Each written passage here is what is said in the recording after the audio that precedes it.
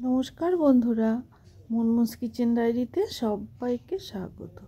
আমি আবার চলে এসেছি একটি রেসিপি নিয়ে। সেটি হচ্ছে শীতকালীন একটি টেস্টি খাবার, ধনেপাতার চাটনি। কি করে তৈরি করলাম চলুন তাহলে দেখে নেওয়া যাক। সবার প্রথমে কিছুটা ধনেপাতা আমি পরিষ্কার করে কেটে বেছে ধুয়ে নিয়ে নিলাম কয়েকটা রসুন আর কয়েকটা কাঁচা লঙ্কা, রসুনের কোয়া আর কি। আর নিয়ে নিলাম দুটো জলপাই সেদ্ধ করে বীজ ছাড়িয়ে আমি নিয়ে নিলাম।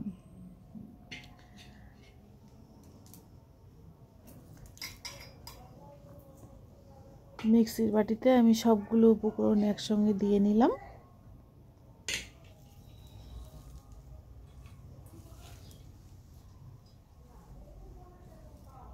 এবারে আমি দিয়ে দিলাম পরিমাণ মতো লবণ, পরিমাণ মতো দিয়ে দিলাম চিনি। এটা একটু টক মিষ্টি হলেই ভালো লাগবে খেতে।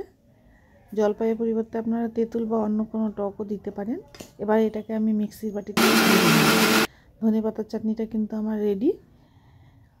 এই রেসিপিটি যদি আপনাদের পছন্দ হয়, লাইক, শেয়ার, কমেন্ট, সাবস্ক্রাইব করতে ভুলবেন না প্লিজ। সকলে ভালো থাকবেন, সুস্থ থাকবেন। চাটনিটি কিন্তু একবার তৈরি করে খেয়ে দেখবেন, খুব টেস্টি। এটা রুটি, পরোটা, ভাত সব কিছুর সঙ্গেই খাওয়া যায়।